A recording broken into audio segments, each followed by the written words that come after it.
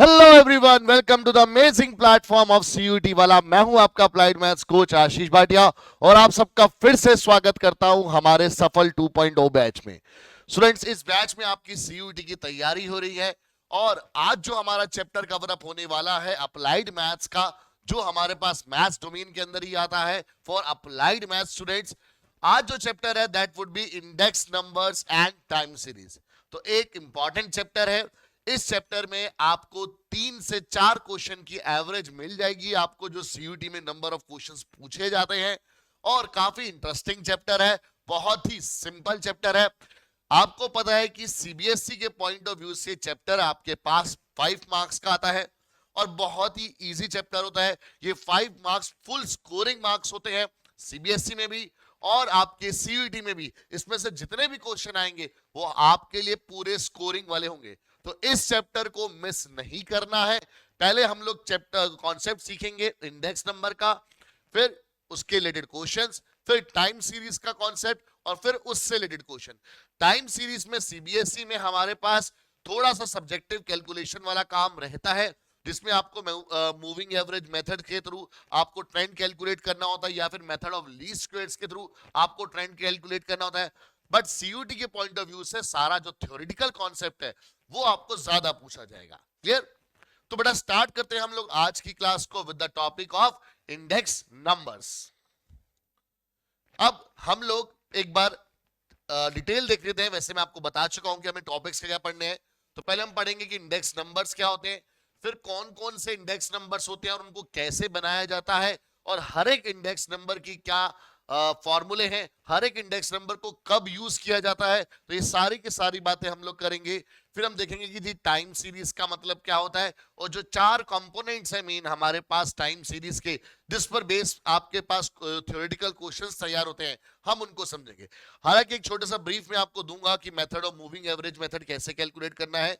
जो आपके पास method of least squares है उसका जो थ्योरेटिकल पार्ट है वही डिस्कस करेंगे, क्योंकि वो आपके पास डायरेक्ट क्वेश्चन की फॉर्म में सीयूटी में नहीं आएगा कि आपको मेथड ऑफ लीस्ट स्क्वेयर से आपको ट्रेंड्स कैलकुलेट करने हैं। ठीक है, वो अपना सीबीएसई के लिए ज्यादा इंपॉर्टेंट रहता है। तो बेटा सबसे पहले बात करें इंडेक्स नंबर्स की, तो पहले एक बार डेफिनेशन पढ़ते हैं और फिर समझते हैं कि एग्जांपल के थ्रू कि भी इंडेक्स नंबर्स होते क्या हैं, और फिर देखेंगे कि इनकी क्या क्या कैरेक्टरिस्टिक्स है और कैसे इनको कंस्ट्रक्ट किया जाता है।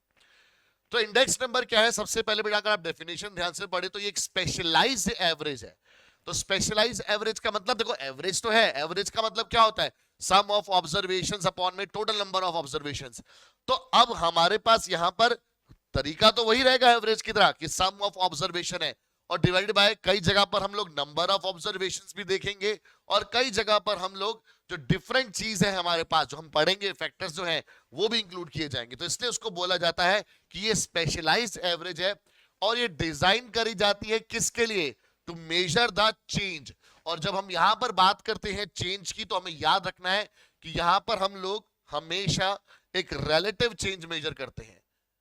क्या मेजर करते हैं बेटा? एक रिलेटिव चेंज। रिलेटिव चेंज का मतलब हो गया कि जब आप किसी एक रेफरेंस के पॉइंट ऑफ व्यू में चेंज देख रहे हैं, ठीक है, कि अगर कोई चीज पहले ये थी तो अब वो ये होगी है, तो उस रेफरेंस के पॉइंट ऑफ व्यू से क्या चेंज आया है उसको बोला जाता है क्या? Relative change. तो हम यहां पर मेजर कर रहे हैं change in the level of an activity और item, either with respect to time और ज्योग्राफिकल लोकेशन और सम अदर कैरेक्टरिस्टिक्स।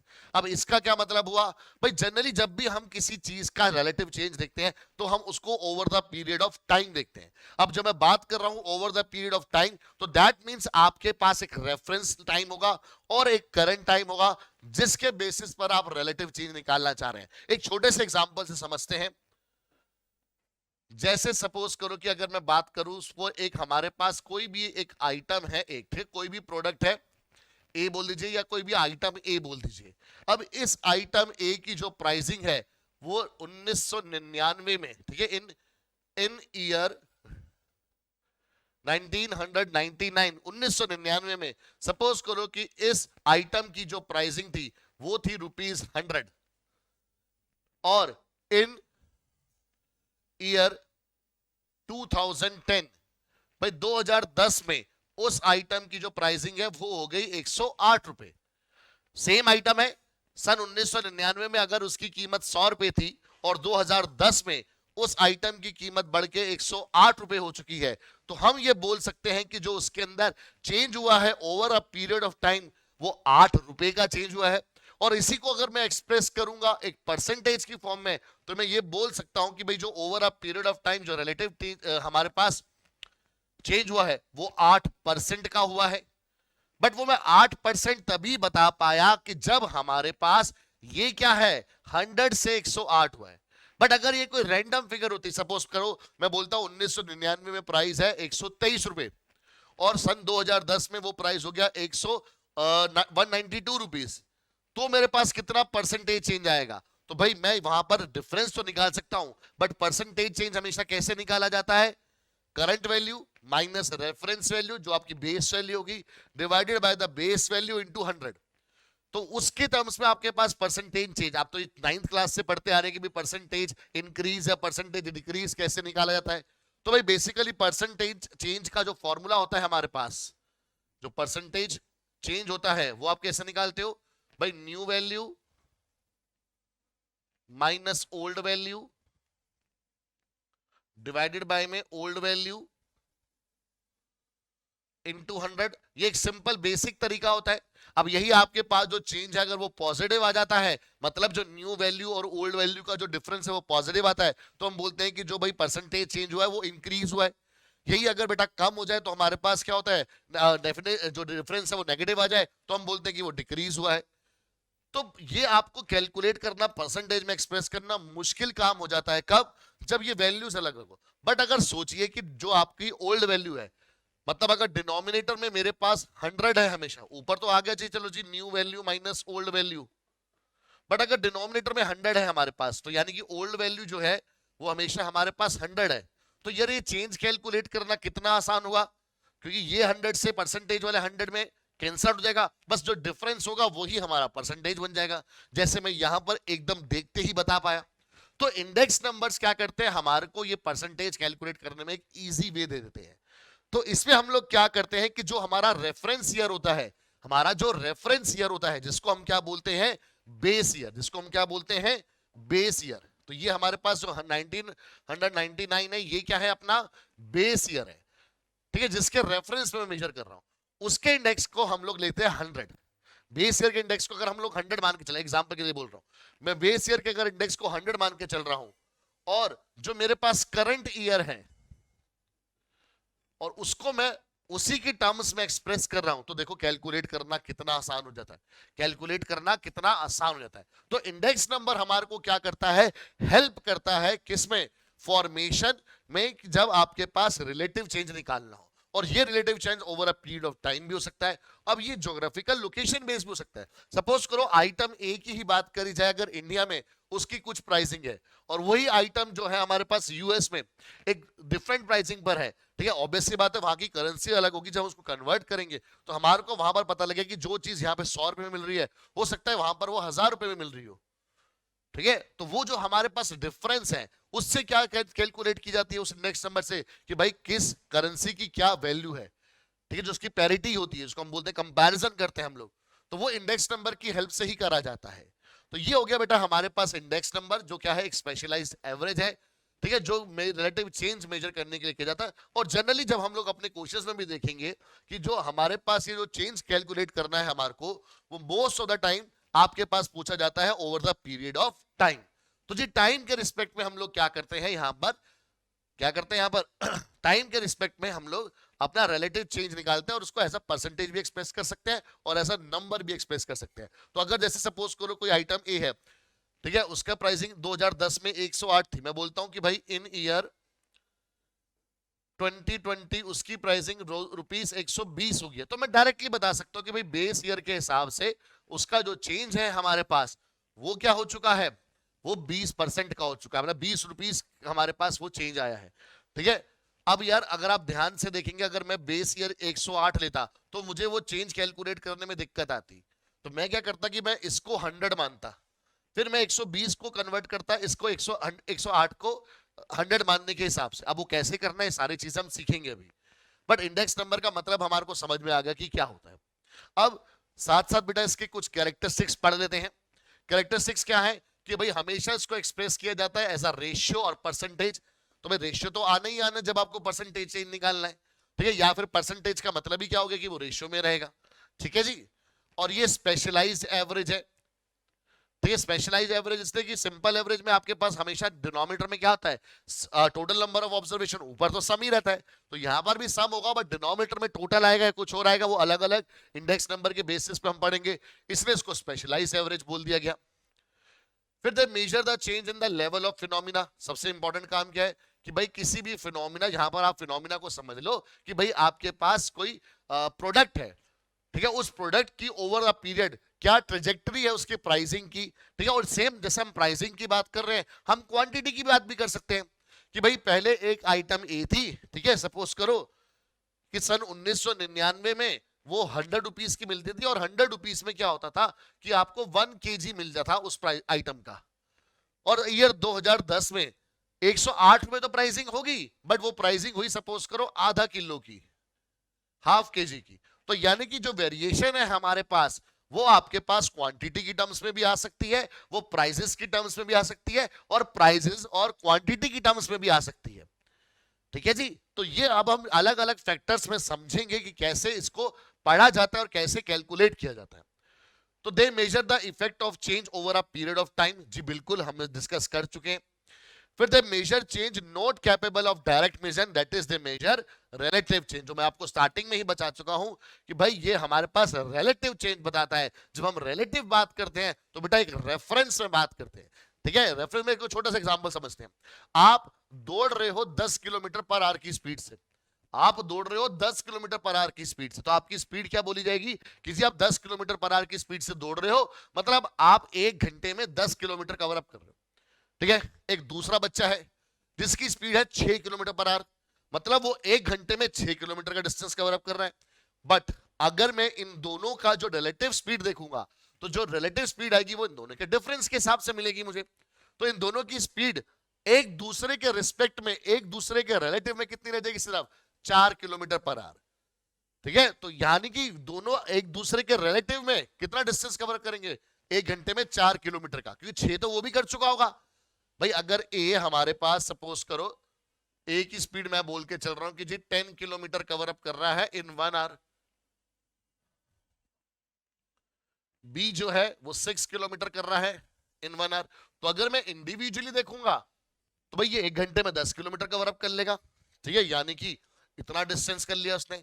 बी ने क्या कर लिया, 1 घंटे में 6 किलोमीटर पर आवर का डिस्टेंस, 6 किलोमीटर का डिस्टेंस, तो भाई उसने इतना कर लिया, ठीक है जी। बट अगर मैं दोनों को रिलेटिवली देखूंगा तो रिलेटिव का मतलब क्या हुआ कि भाई यहां से यहां तक, ठीक है, तो 1 घंटे में जो नेट आपका जो डिस्टेंस रहेगा, वो जो 4 किलोमीटर का फर्क रहेगा, वो माना जाएगा कि जो इनका रिलेटिव चेंज है, ठीक है। तो मैं ये बोल सकता हूं कि जो ए की स्पीड है वो 4 किलोमीटर पर आवर ज्यादा होगी किससे, बी से, तो वो रिलेटिव चेंज से हमारे पास आया, ठीक है। तो बस एक रेफरेंस देने का था भाई, स्टैटिस्टिक्स में या पर इंडेक्स में हमारे पास इस टाइम और स्पीड का कोई मतलब नहीं है, बट ये हम एक चेंज की बात समझने की बात करें कि रिलेटिव चेंज होता क्या है, ठीक है बच्चे। तो ये इसकी कुछ कैरेक्टरिस्टिक्स है जो आपके पास थ्योरेटिकल फॉर्म में पूछे जा सकते हैं।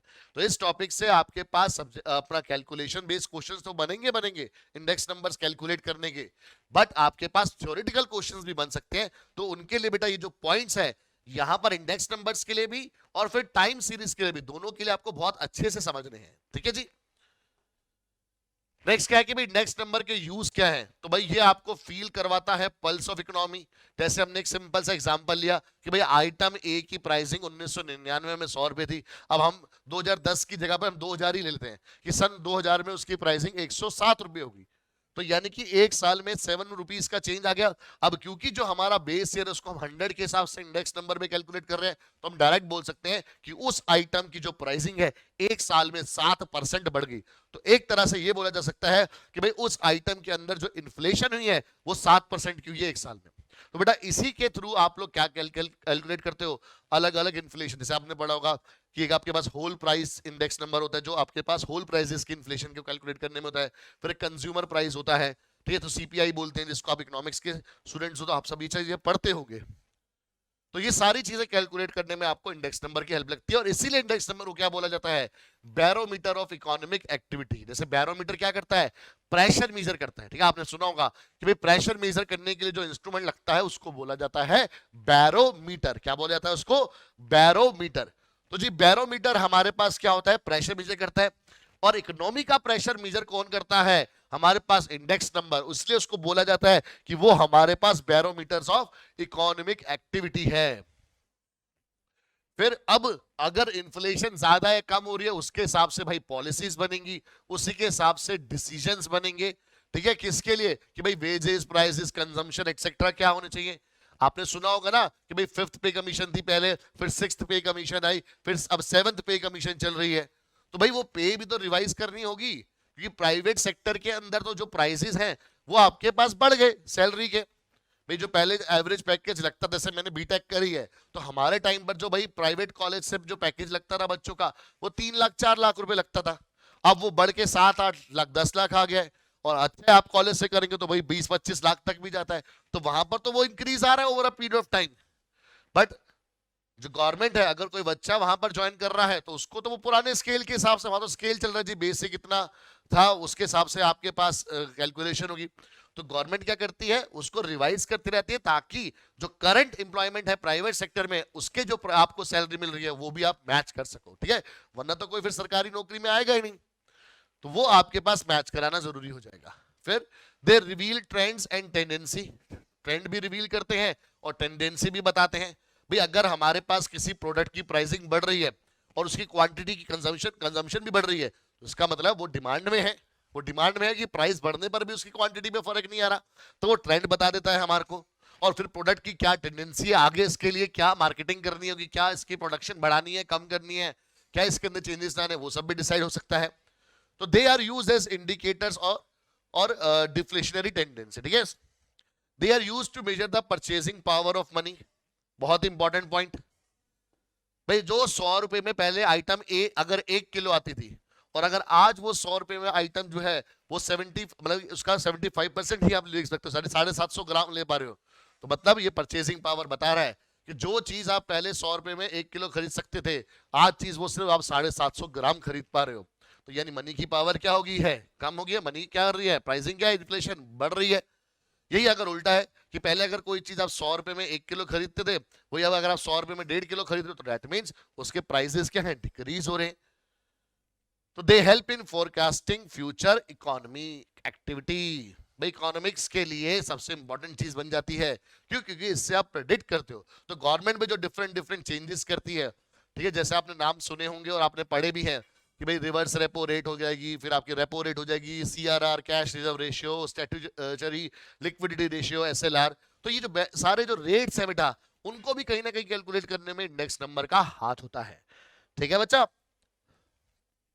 अब बात करते हैं भाई ये इंडेक्स नंबर होते क्या है, इनको कैलकुलेट कैसे करना है, होते क्या है, हम बेसिक पढ़ चुके हैं, बट यस फॉर्मूला वाइज ये क्या होते हैं और कितने टाइप के होते हैं। तो भाई टोटल 2 टाइप के आपके पास क्या है, इंडेक्स नंबर है। एक जिसको हम बोलते हैं अनवेटेड या फिर सिंपल इंडेक्स नंबर, और दूसरे अपने पास क्या हो जाएंगे, इसी के अपोजिट में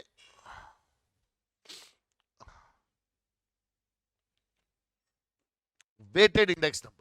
तो एक सिंपल इंडेक्स नंबर और एक वेटेड इंडेक्स नंबर, ठीक है। अब ये वेट्स क्या होता है इसके बारे में भी पढ़ेंगे। तो पहले जो हमारे पास सिंपल इंडेक्स नंबर है, ठीक है, जिसको हम लोग अनवेटेड इंडेक्स नंबर्स भी बोलते हैं, ठीक है, उसको हम लोग डिस्कस करते हैं। तो अब 2 तरह के होते हैं, 2 तरह के हमारे पास इंडेक्स नंबर्स होते हैं जो सिंपल इंडेक्स नंबर्स की कैटेगरी के अंदर फॉल करते हैं।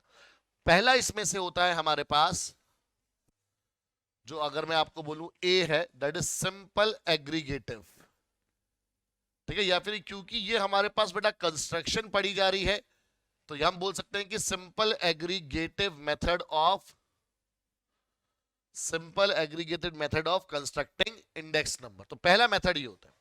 तो सिंपल एग्रीगेटिव मेथड के अंदर क्या है कि हमारे पास, आपको फॉर्मूला लिखवाता हूं, फिर उसमें एक एग्जांपल लूंगा और पहले उससे आपके पास जो नोटेशंस यूज हुए हैं वो समझाऊंगा।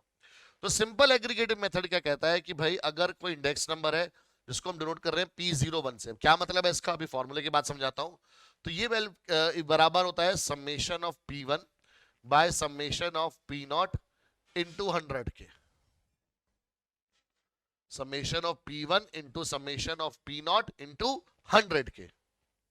यहां पर जो सिंबल यूज हो रहे हैं अगर हम उनके मतलब को समझें तो P01 क्या है, इंडेक्स नंबर डिनोट कर रहा है for current year with respect to base year, with respect to base year. तो जब मैं P01 लिख रहा हूं, ठीक है, जब मैं P01 लिख रहा हूं, इसको मैं P01 भी बोलता हूं कई बार, ठीक है, क्योंकि जो P0 है उसको आप P0 भी बोल सकते हैं। तो P01 है या फिर जो P01 है उसका मतलब क्या है कि 1 को देखो आप क्या मान के चलेंगे, यहां पर हम लोग ये जो स्टैंडर्ड लेके चलते हैं कि जो 1 है 1 रिप्रेजेंट करता है हमारे लिए करंट ईयर, ठीक है, और 0 उससे पहले आता है तो जी 0 रिप्रेजेंट करता है हमारे पास बेस ईयर। बेस ईयर मतलब जिसको आप रेफरेंस मान के चल रहे हैं, बेस ईयर का मतलब जिसको आप रेफरेंस मान के चल रहे हैं, जिस साल को, कि हमने बात करी भाई हमारे जो कोर्स में वो over the period of time ही है, तो भाई जिस टाइम को आप बेस मान के चल रहे हो उसको हम 0 से रिप्रेजेंट करते हैं, ठीक है, और करंट ईयर जिस ईयर को आप लोग क्या कहते हैं कि जिस ईयर के लिए आप मेजर कर रहे हो उसको करंट ईयर बोलते हो। तो P01 का मतलब कि जो इंडेक्स नंबर है किसके लिए, करंट ईयर के लिए for respect to base year. अगर मैं P10 लिखता हूं तो इसका मतलब हो जाता है कि भाई इंडेक्स नंबर कैलकुलेट हो रहा है किसके लिए, बेस ईयर के लिए, किसके रिस्पेक्ट में, करंट ईयर के रिस्पेक्ट में, ठीक है। और समेशन P1 का मतलब क्या हो गया, ये लिख देते हैं, समेशन P1 का मतलब हो गया sum of prices of all items, ठीक है, जितने भी आइटम्स है, ठीक है, वो चाहे प्रोडक्ट हो, चाहे पॉपुलेशन हो, चाहे किसी चीज की ग्रोथ हो, जिसकी मर्जी बात हो, sum of prices of all items of current year.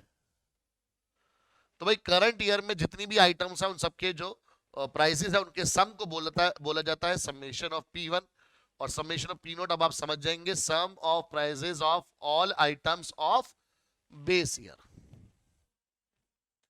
तो एक प्रैक्टिकल एग्जांपल से समझते हैं कि भाई इसको कैलकुलेट कैसे करा जाता है और क्या इसका मतलब होता है।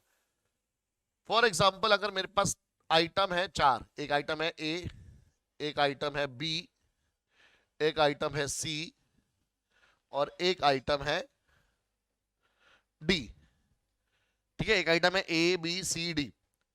अब सपोज करो कि भाई अपना 1999 जिसको हम लोग बेस ईयर मान के चल रहे हैं, ये अपना बेस ईयर है, ठीक है, उसमें उसकी जो प्राइसिंग है भाई आइटम ए जो है सपोज करो कि वो आपका 50 रुपीज का है, आइटम बी जो है वो 70 रुपीज का, प्राइसिंग की बात हो रही है, आइटम सी जो है वो सपोज करो 30 रुपीज का है, और आइटम डी जो है वो सपोज करो कि हमारे पास अगेन इसको ले लेते हैं भाई हम लोग कि ये 50 रुपीज का ही है, ठीक है, ऐसे लेते हैं, या फिर इसकी प्राइसिंग हम लोग 150 कर देते हैं। फिर कि जी सन 2010 में जिसको हमने बोला कि ये अपना क्या है करंट ईयर है, उसमें उसकी प्राइसिंग क्या होगी जी, 50 वाली आइटम होगी 100 की, 70 वाली सपोज करो होगी हमारे पास 120 रुपए की, 30 वाली जो है वो भाई उसके प्राइसिंग बढ़े नहीं, वो आज भी 30 रुपए की है, वो आज भी क्या है 30 रुपए की है, ठीक है।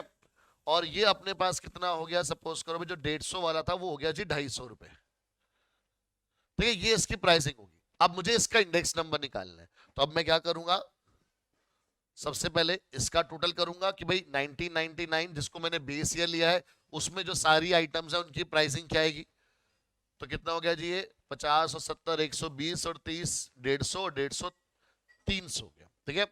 और इसका टोटल हो गया जो करंट ईयर में जितनी भी आइटम्स है उन सबका टोटल, तो 100 एक 220 250 250 जी ये हो गया जी 500 रुपए। तो अब अगर मैं इसका इंडेक्स नंबर कैलकुलेट करूं तो वो क्या आएगा, समेशन ऑफ P1, भाई ये क्या हो गया हमारे पास समेशन P1 बिकॉज एक करंट ईयर में जितनी भी आइटम्स है उनके प्राइसेस का सम है। ये क्या हो गया अपना समेशन P0 कि जो बेस ईयर में जितनी भी आइटम्स है उनका सम हो गया। तो ये कितना आ गया जी अपने पास, ये कितना आ गया समेशन P1 अपॉन में 300 इंटू में 100, तो 0 से 0 कैंसिल आउट, तो P01 कितना आ गया अपने पास 3 1 जा 3 3 6 जा 18 फिर 3 6 जा 18, तो भाई अगर हम राउंड ऑफ करेंगे तो 166.67 आ जाएगा। तो यानी कि हम एक तरह से ये बोल सकते हैं कि भाई 1999 से 2010 में जो सारी प्राइजेस का टोटल है, जो सारी आइटम्स के प्राइजेस का टोटल है, वो 66.67% बढ़ गया, क्योंकि उसका इंडेक्स नंबर कितना हो गया, 166.67। आई बात समझ में? तो इस तरह से कैलकुलेट किया जाता है क्या, हमारे पास सिंपल एग्रीगेटिव मेथड। अब यार ये जो एग्रीगेटिव वर्ड है वो आपने पहले भी सुना होगा।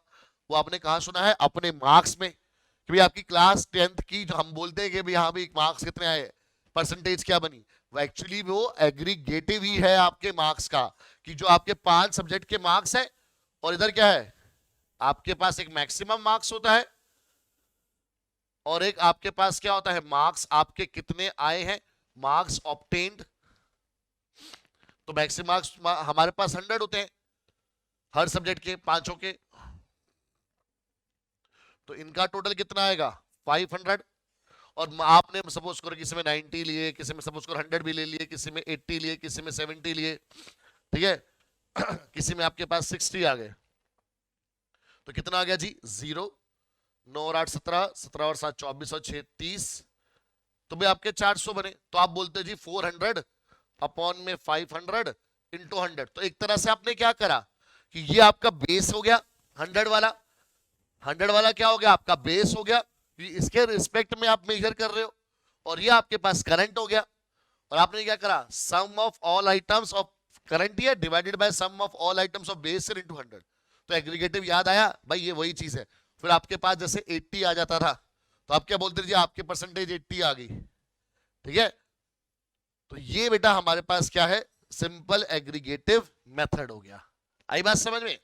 अब इसी का जो दूसरा होता है, जो हमारे पास सिंपल इंडेक्स नंबर का दूसरा मेथड होता है, उसको बोलते हैं हम लोग सिंपल एवरेज ऑफ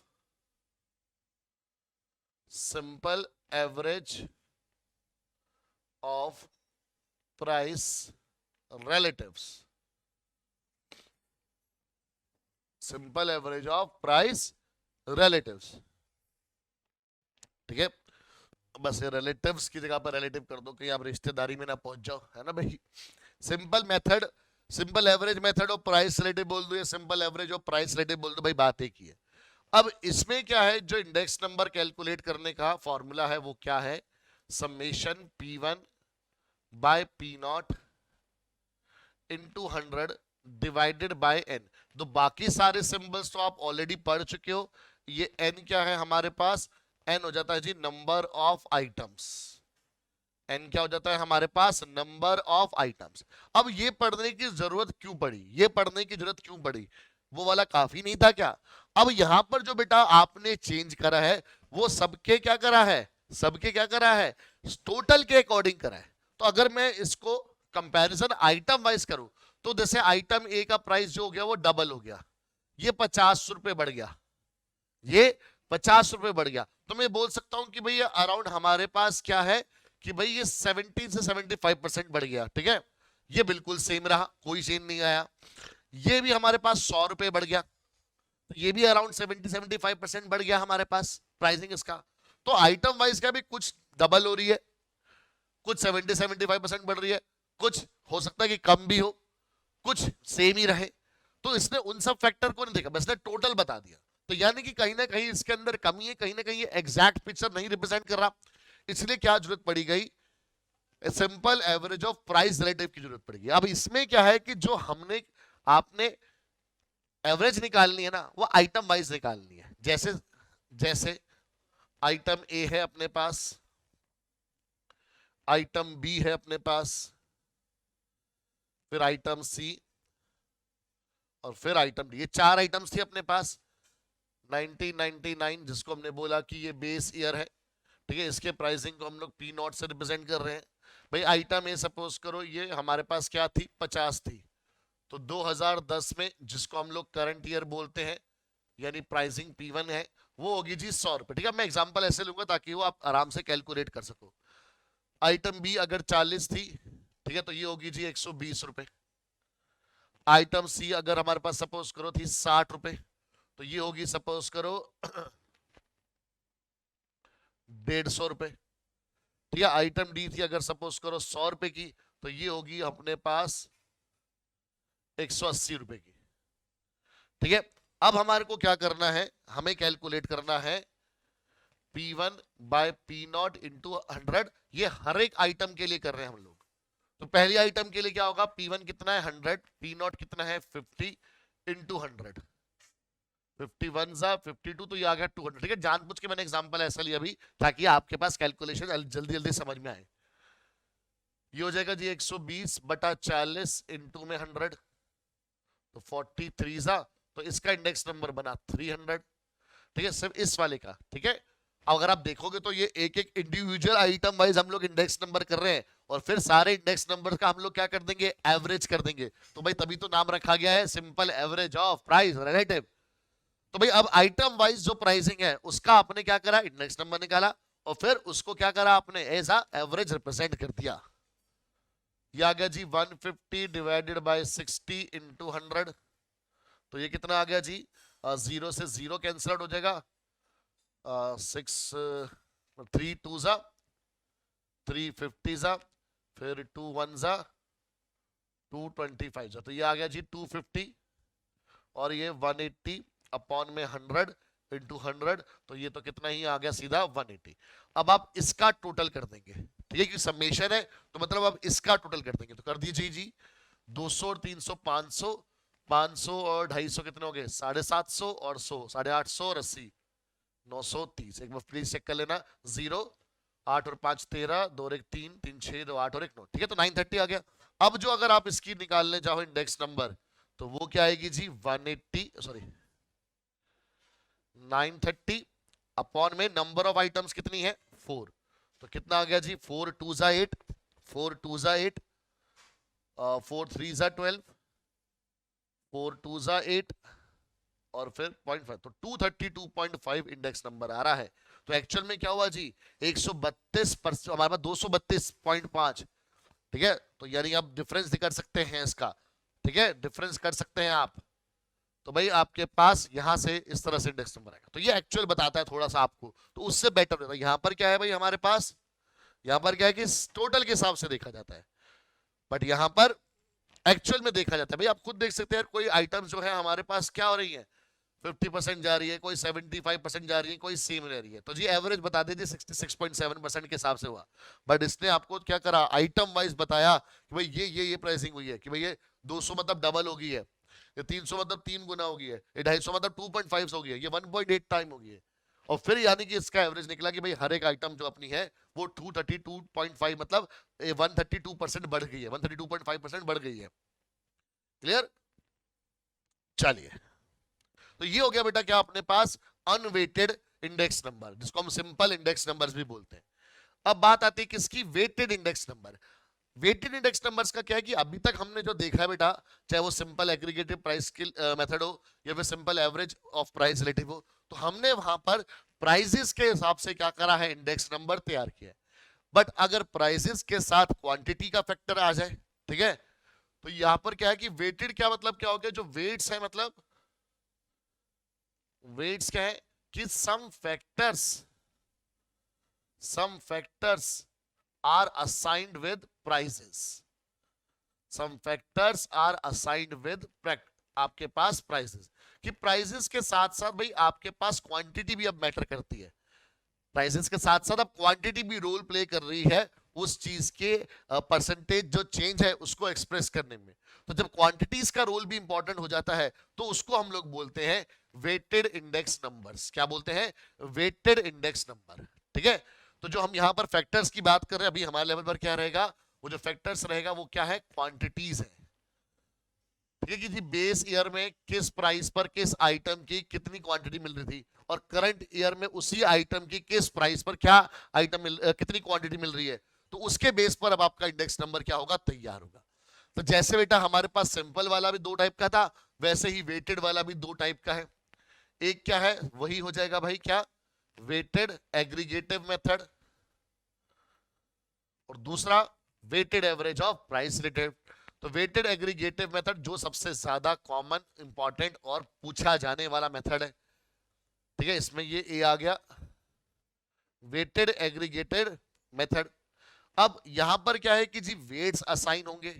तो अगर मैं सिंपली बात करूं भाई P01 हमारा अगर कोई इंडेक्स नंबर है, तो पहले क्या होता था, summation P1 by summation P0 into 100। अब समेशन P1 के साथ कोई वेट असाइन हो जाएगा, P0 के साथ भी कोई वेट असाइन हो जाएगा, फिर आप करोगे इसको एक्सप्रेस। तो ये हमारे पास मेथड हो गया कौन सा, वेटेड एग्रीगेटिव मेथड। और यहां पर बेटा फॉर्मूले में जो W है वो क्या रिप्रेजेंट कर रहा है आपको, कि वेट ऑफ आइटम। ठीक है, वेट ऑफ आइटम।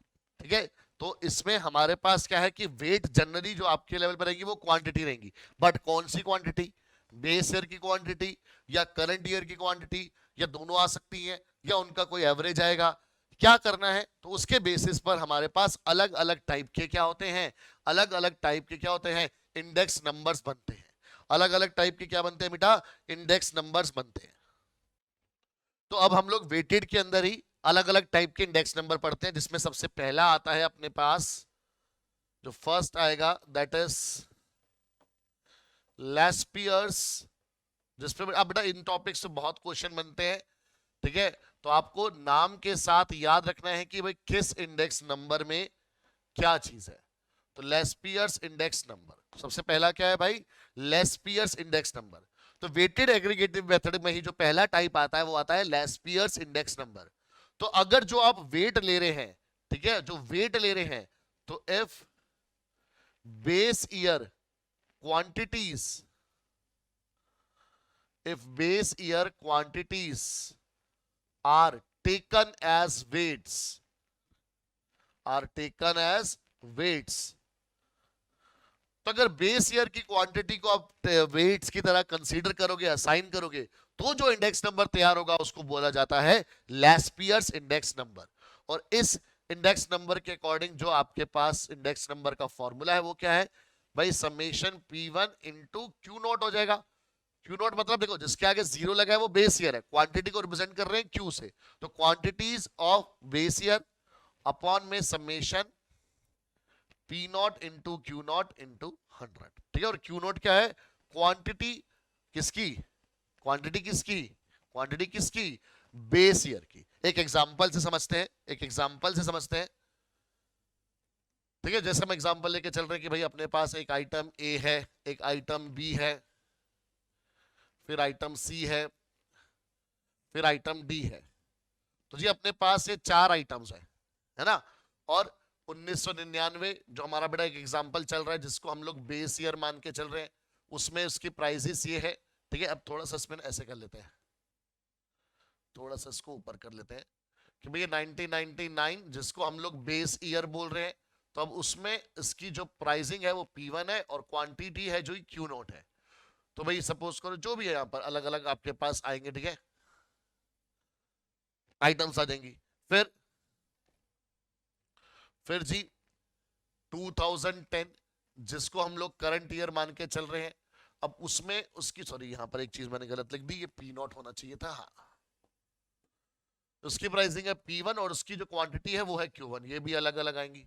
बट अगर मैं बात कर रहा हूं किसकी, पहले लेस्पियर्स इंडेक्स नंबर की, लेस्पियर्स इंडेक्स नंबर की, तो मुझे पहले क्या करना पड़ेगा, मुझे फाइंड आउट करने का पढ़ना पड़ेगा कॉलम में कि भाई अपने पास P1 इंटू क्यू नॉट कितना आ रहा है और फिर P0 इंटू क्यू नॉट कितना आ रहा है।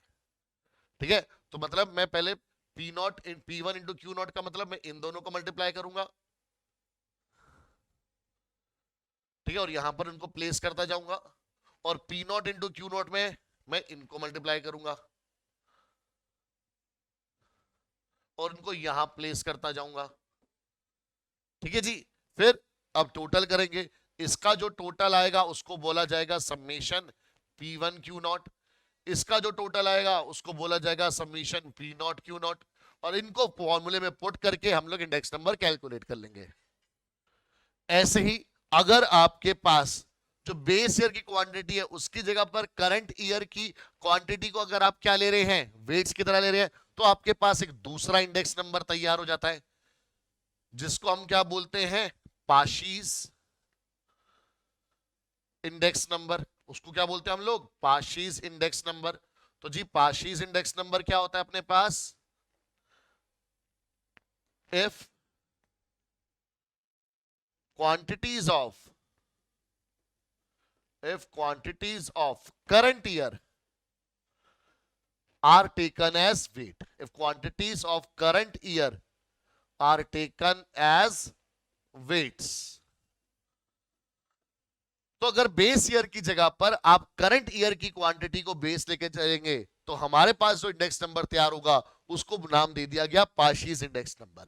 तो इसमें कैलकुलेट करने का फॉर्मूला तो भाई क्या रहेगा, सेम समेशन P1 अब क्वांटिटी Q1 हो जाएगी, summation P0 into quantity Q1 हो जाएगी, फिर इंटू 100।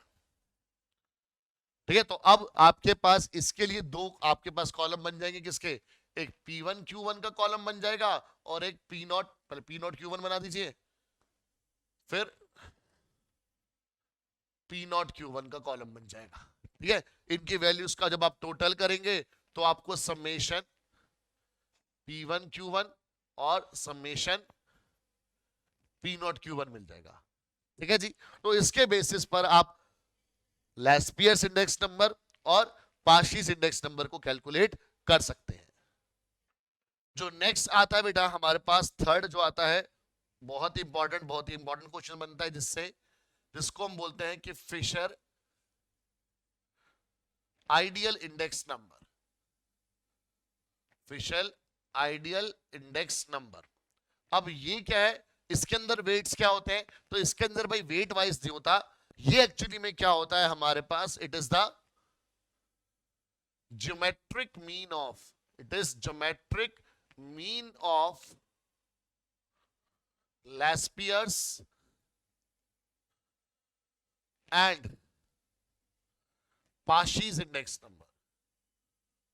तो ये क्या होता है बेटा हमारे पास कि लैस्पियर और पार्शीज इंडेक्स नंबर का ज्योमेट्रिक मीन होता है। तो बेटा डायरेक्ट क्वेश्चन भी इसमें पूछा जाता है कि which index number is the geometric mean of Paasche's and Laspeyres index number. तो ध्यान रखना वो क्या होता है जी, आपके पास फिशर आइडियल इंडेक्स नंबर। अब पहले ज्योमेट्रिक मीन रिवाइज कर लेते हैं। अगर ए और बी दो हमारे पास क्वांटिटीज है तो इसका ज्योमेट्रिक मीन क्या होता है, it is under root of A B. तो ये होता है हमारे पास दो चीजों का geometric mean, under root of product of that numbers. तो अब यहां पर ज्योमेट्रिक मीन है किसका, ज्योमेट्रिक मीन है किसका, लैस्पियर्स और पार्शीज का। तो ज्योमेट्रिक मीन का मतलब पहले क्या करो, प्रोडक्ट करो नंबर्स का। तो भाई हमारे पास लैस्पियर्स इंडेक्स नंबर क्या था, summation P1 into Q0 upon summation P0 into Q0, क्योंकि बेस ईयर की क्वांटिटीज क्या थी, वेट्स थी, और साथ में इंटू 100। तो ये था हमारे पास क्या, लैस्पियर्स इंडेक्स नंबर। पार्शीज क्या था, समेशन P1 इंटू Q1, जब हमारे पास करंट ईयर की क्वांटिटीज को बेस लिया गया, वेट्स लिया गया था, तो वो बन गया था पार्शीज इंडेक्स नंबर। अब आप इसका अंडर रूट कर दीजिए, तो जो आपके पास इंडेक्स नंबर तैयार होगा वो होता है अपने पास क्या, फिशर आइडियल इंडेक्स नंबर। अब इसमें अगर आप देखेंगे तो भाई 100 और 100 दो बार ही आ रहे हैं, तो स्क्वायर होके अंडर रूट से बाहर निकल जाएगा।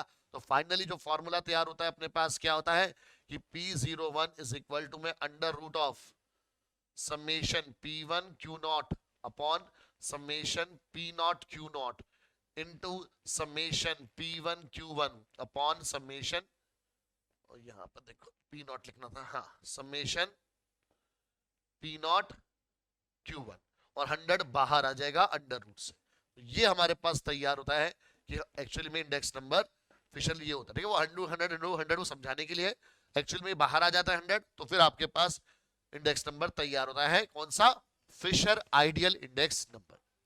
तो फिशर आइडियल इंडेक्स नंबर के बाद एक और इंडेक्स नंबर आता है हमारे पास, फोर्थ वन, जिसको बोला जाता है क्या, मार्शल एजवर्थ। ठीक है, मार्शल एजवर्थ इंडेक्स नंबर। ठीक है, मतलब मार्शल और एजवर्थ ने मिलकर इसको डिस्कवर किया था, तो उसने उसका नाम दे दिया। ऐसी फिशर भाई ने यहाँ पर डिस्कवर किया था तो उसका इंडेक्स नंबर क्या, फिर लैस्पियर भाई ने किया था, पार्शीज ने किया था, उनके नाम पर है सब। तो मार्शल एजवर्थ इंडेक्स नंबर क्या बोलता है कि जब एवरेज ऑफ क्या, base year and current year quantity, base year and current year quantities are taken as weights,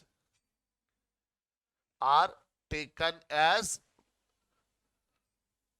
weights. तो अब भाई अभी तक क्या था, ध्यान समझना है, अभी तक क्या था, लेस पीरियड्स में क्या था कि जो आपके पास बेस ईयर की क्वांटिटी थी उसको वेट लिया गया था। पाशीज में क्या था कि जो करंट ईयर की क्वांटिटी थी उसको बेस लिया, अपना वेट्स लिया गया था। ठीक है, अब क्या है मार्शल एजवर्थ में कि जो बेस ईयर और करंट ईयर की क्वांटिटीज है उनकी एवरेज को वेट लिया गया है। ठीक है, फिशर इंडेक्स में तो भाई वो तो ज्योमेट्रिक मीन बन गया था सीधा, वो तो भाई बाहर हो गया वेट वाले चक्कर से। लेस ईयर में कौन वेट बना, बेस ईयर की क्वांटिटी। पाशीज में कौन बना, करंट ईयर की क्वांटिटी। और मार्शल एजवर्थ में कौन बन रहा है, एवरेज किसकी, बेस ईयर और करंट ईयर की क्वांटिटी। ठीक है जी, तो यानी ये जो हमारे पास इंडेक्स नंबर आता है, it is summation P1, average का मतलब Q0 plus Q1 by 2 upon summation P0। Again average का मतलब, एवरेज किसकी है, क्वांटिटीज की, तो एवरेज का मतलब sum of observation divided by number of observation. Base year और करंट ईयर, तो क्वांटिटी क्या होगी, Q0 और Q1, दो क्वांटिटी है उनका सम हो गया, प्लस करके नंबर ऑफ ऑब्जर्वेशंस 2 होगी, और इनटू 100। भाई ये 2 से 2 कैंसिल हो जाएगा क्योंकि समेशन में कांस्टेंट बाहर आ सकता है, तो ये बन गया समेशन P1 इंटू में Q0 बाय Q1 अपॉन में summation P0 into Q0 plus Q1 और इंटू में 100। तो ये जो हमारे पास इंडेक्स नंबर तैयार होता है इसको बोला जाता है मार्शल एजवर्थ इंडेक्स नंबर। तो भाई ये चार तरीके के अलग अलग वेटेड एग्रीगेटिव मेथड होते हैं हमारे पास किसके, इंडेक्स नंबर कैलकुलेट करने के। कौन कौन से, लेस पीयर्स जिसमें बेस ईयर की क्वांटिटी को आप वेट लेते हो, फिर आपके पास पाशीज जिसमें करंट ईयर की क्वांटिटी को आप वेट्स लेते हो, फिर फिशर इंडेक्स नंबर जो आपके पास ज्योमेट्रिक मीन होता है किसका, लेस्पियर और पाशीज का, and then fourth one is Marshall's Edgeworth जो आपके पास वेट बनाता है किसको, average of base year and current year quantities को। Clear everyone. अब बेटा हमारे पास जो वेटेड के अंदर ही, ठीक है, जो दूसरा मेथड आता है, ठीक है, जिसको हम बी बोल रहे हैं, पहले क्या था भाई, वेटेड एग्रीगेटिव, और वेटेड एग्रीगेटिव के अंदर क्या था, लेस्पियर, पाशीज, फिशर और मार्शल एजवर्थ। अब क्या है, जैसे बेटा सिंपल एग्रीगेटिव के बाद आया था simple average of price relative, अब वैसे ही क्या है, weighted average of price relative method. ठीक है, तो अब यहां पर क्या होगा कि बस आप जैसे हमने वहां पर पढ़ा था कि हर एक आइटम वाइज क्या करा गया था, इंडेक्स नंबर निकाल के फिर उसकी एवरेज दी गई थी, सेम यहां पर करेंगे विद वेट्स। तो यहां पर जो अपने पास इंडेक्स नंबर का फॉर्मूला बनेगा दैट वुड बी समेशन किसका, P1 by P0 into wait आ जाएगा, और सम ऑफ ऑब्जर्वेशंस आता है यहाँ पे, और sorry total number of observation आता है डिनोमिनेटर में, तो वो यानी कि टोटल नंबर्स यानी कि जो उनकी क्वांटिटीज है, तो यानी इनटू वेट्स और फिर इनटू में 100। ठीक है बच्चा लोग, और कई जगह बुक्स में आपको इसको ऐसे लिखा हुआ भी मिल सकता है कि summation I W by summation W into 100, where जो समेशन आई है it means summation of P1 by P0। ठीक है, तो ये दोनों आपके पास फॉर्मूले हैं। तो भाई ये अपने पास क्या हो गए, सारे इंडेक्स नंबर्स हो गए। तो कितने इंडेक्स नंबर्स पढ़ लिए हमने टोटल, एक बार फटाफट रिवाइज कर लेते हैं जल्दी से। सबसे पहले अनवेटेड, अनवेटेड में दो टाइप, एक सिंपल एग्रीगेटिव मेथड जिसका फॉर्मूला ये रहा, और फिर एक simple average of price relative जिसका फॉर्मूला ये पढ़ा हमने। फिर वेटेड के अंदर भी मेन दो, एक वेटेड एग्रीगेटिव मेथड जिसके अंदर चार टाइप्स आते हैं, Laspeyres, Paasche's, Fisher and Marshall Edgeworth, और दूसरा टाइप जो वेटेड का है वो है weighted average of price relative. अब इसके बाद बेटा हम लोग एक इंपॉर्टेंट चीज पढ़ेंगे जिसको बोला जाता है टेस्ट एडिक्वेसी। ठीक है, क्या बोला जाता है जिसको, test adequacy for index number या फिर ऑफ इंडेक्स नंबर्स। भाई कुछ इंडेक्स नंबर्स को आपको कुछ पर्टिकुलर टेस्ट पास करने होते हैं, ठीक है, और टोटल चार टाइप के ऐसे टेस्ट है हमारे पास। ठीक है, कौन कौन से टेस्ट होते हैं वो चार, सबसे पहला होता है बेटा हमारे पास यूनिट टेस्ट, जैसे आपके स्कूल में भी होते हैं ना कि सबसे पहले यूनिट टेस्ट आते हैं, फिर फर्स्ट टर्मिनल, फिर सेकंड टर्मिनल, फिर एनुअल एग्जामिनेशन। तो वैसे ही यहाँ पर भाई यूनिट टेस्ट। फिर क्या है यूनिट टेस्ट के बाद हमारे पास time reversal test. Time reversal test. फिर आता है जी factor reversal test. Factor reversal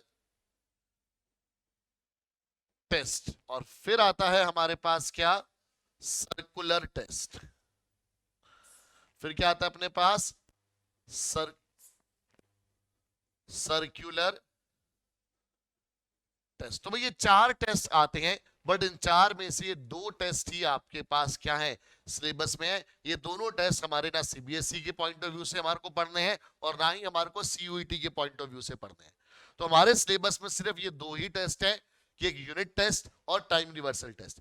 2 चीजें समझनी है कि टेस्ट होते क्या है और कौन सा इंडेक्स नंबर कौन से टेस्ट को सेटिस्फाई करता है, मतलब कौन से टेस्ट को पास कर देता है। तो ये 2 बातें ध्यान रखनी है। तो यूनिट टेस्ट क्या कहता है अपने आप को, ठीक है, अपने को कहता है कि यूनिट टेस्ट क्या होता है कि वो आपके पास, यूनिट टेस्ट का मतलब कि भाई ऐसा टेस्ट जो कहता है कि भाई जो आपके पास इंडेक्स नंबर होते हैं ना, तो इंडेक्स नंबर्स या फिर इंडेक्स नंबर इज इंडिपेंडेंट, जो इंडेक्स नंबर इंडिपेंडेंट हो किसके, ऑफ यूनिट्स इन विच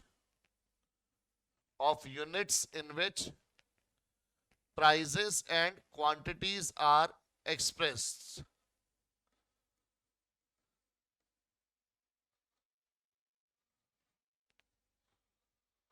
तो उसको बोलते हैं हम लोग क्या, यूनिट टेस्ट। तो उसमें आपको याद रखना है कि all index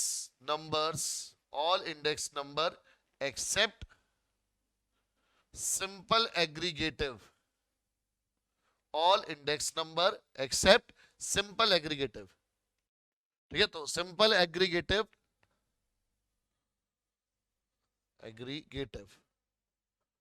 satisfy this test. तो सारे करते हैं एक्सेप्ट कौन सा, सिंपल एग्रीगेटिव वाला, ठीक है जी। फिर दूसरा आता है अपने पास क्या, टाइम रिवर्सल। दूसरा क्या आता है, टाइम रिवर्सल। टाइम रिवर्सल, तो जी टाइम रिवर्सल टेस्ट क्या बोलता है कि अगर आप इंडेक्स नंबर्स में P01 इंटू P10 करे और वो अगर आपके पास 1 के बराबर आ जाए तो उसको बोला जाता है टाइम रिवर्सल टेस्ट। मतलब आप पहले इंडेक्स नंबर निकालें किसका, करंट ईयर का with respect to base year यानी P01। फिर आप क्या करें, इंडेक्स नंबर निकालें किसका, बेस ईयर का with respect to current year यानी P10, और उनका प्रोडक्ट अगर आपके पास 1 आ जाए, ठीक है, मतलब आप टाइम रिवर्स कर रहे हैं। टाइम रिवर्स मतलब पहले आपने करंट ईयर का निकाला with respect to base year, फिर आपने बेस ईयर का निकाला with respect to current year, उनका प्रोडक्ट अगर 1 आ जाए तो वो होता है टाइम रिवर्सल टेस्ट। तो भाई इसमें याद रखना है कि ओनली नहीं, कि एक तो फिशर इंडेक्स नंबर एंड जो आपके पास ये सिंपल एग्रीगेटिव होता है, एंड सिंपल एग्रीगेटिव